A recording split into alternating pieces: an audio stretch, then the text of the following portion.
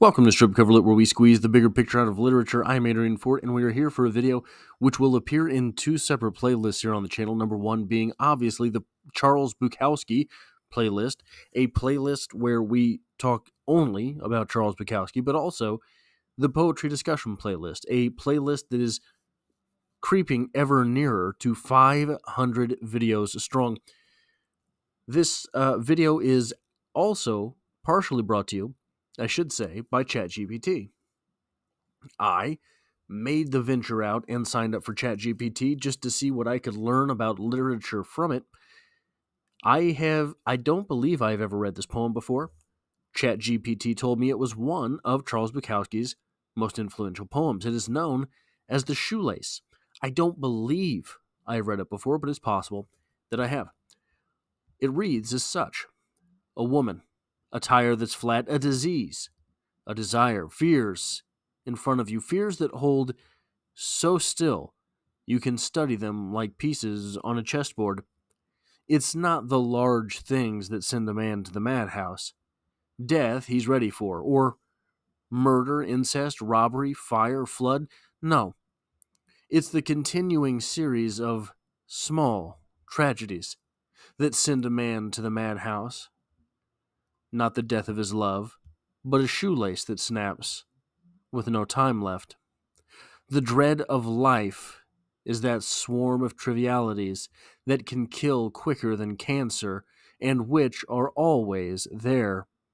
License plates or taxes or expired driver's license or hiring and firing, doing it or having it done to you, or roaches or flies or a broken hook or a screen, or out of gas or too much gas.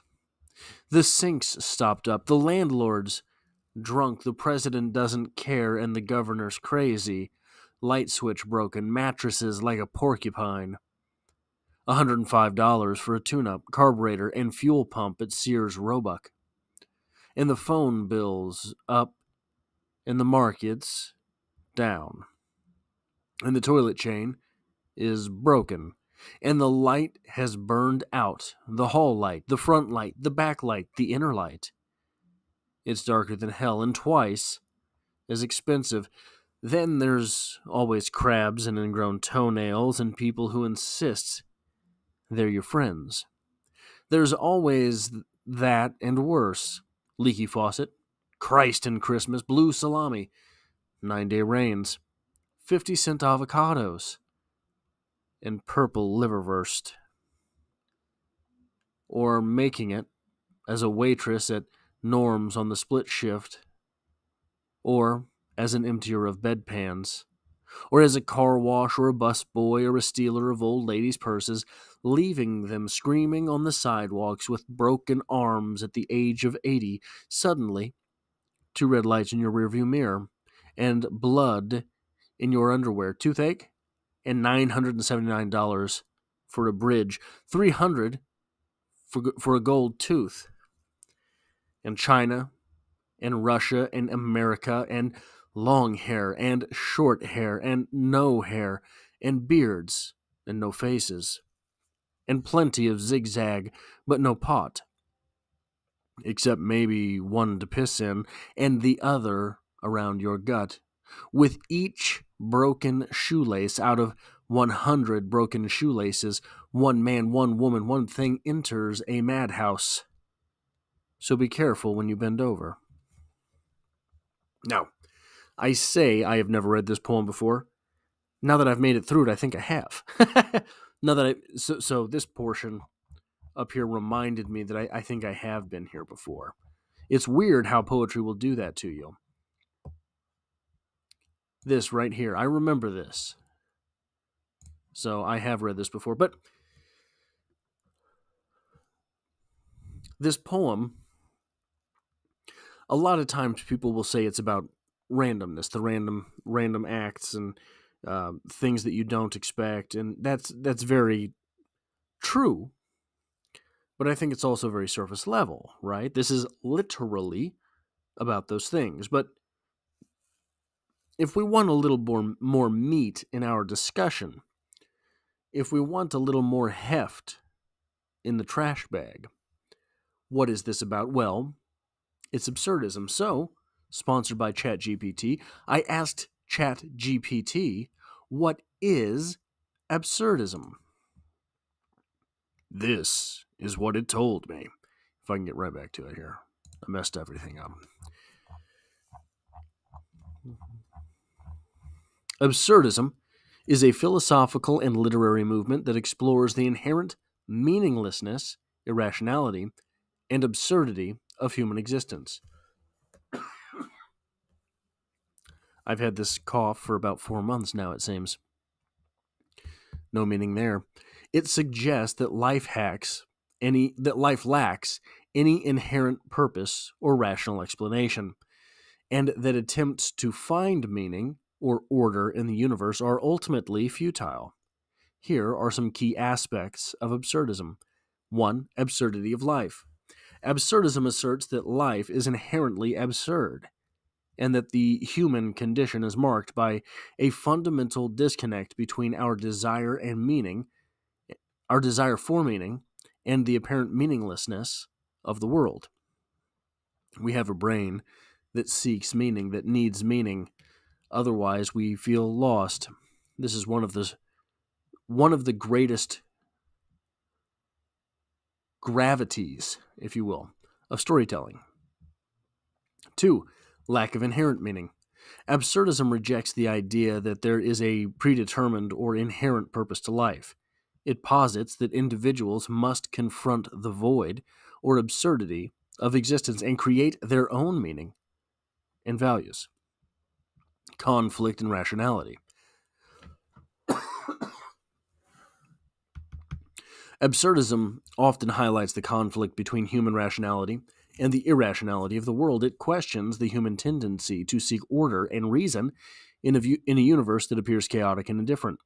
Embracing the absurd instead of despairing in the face of life's absurdity, absurdism encourages individuals to embrace the absurdity, confront it, and find a form of personal authenticity and freedom through its confrontation.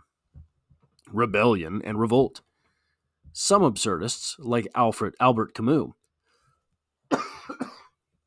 I'm sorry, guys, emphasize the concept of rebellion against the absurd. This involves asserting one's individuality and values in the face of a meaningless world. You kind of get the idea. These are all sort of repeating roughly the same idea.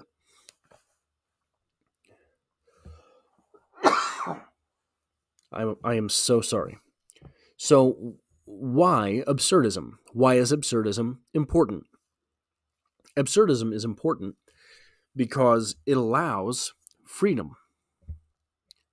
It seems, contrary to that, if everything is absurd, if there is no meaning, aren't we bound to the same functions?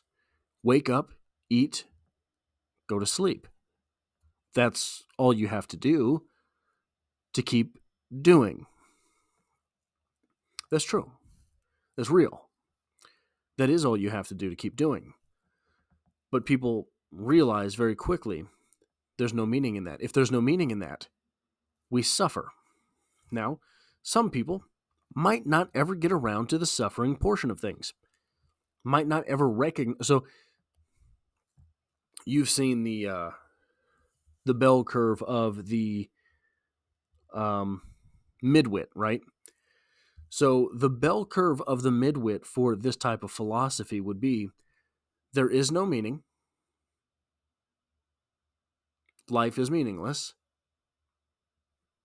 What are we doing here? The midpoint, where the midwit lies, says there is meaning. It is XYZ. It has always been that way. We are destined and programmed for this to be meaning. The other side would be there is no meaning. But we get to create our own. This is, in my opinion, the fact that we get to create our own meaning, the greatest strength of absurdism. This is philosophy finally coming to terms with the idea of the absolute. If there is no absolute meaning, we are free to make that meaning whatever we like.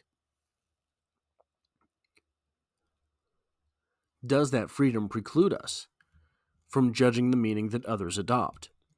It appears we are in that portion of the social pendulum now. That's all I have for this video. If you like or appreciate what it is that I do here, hitting the like button really does help me out, as it tells YouTube to share this video with other literature lovers.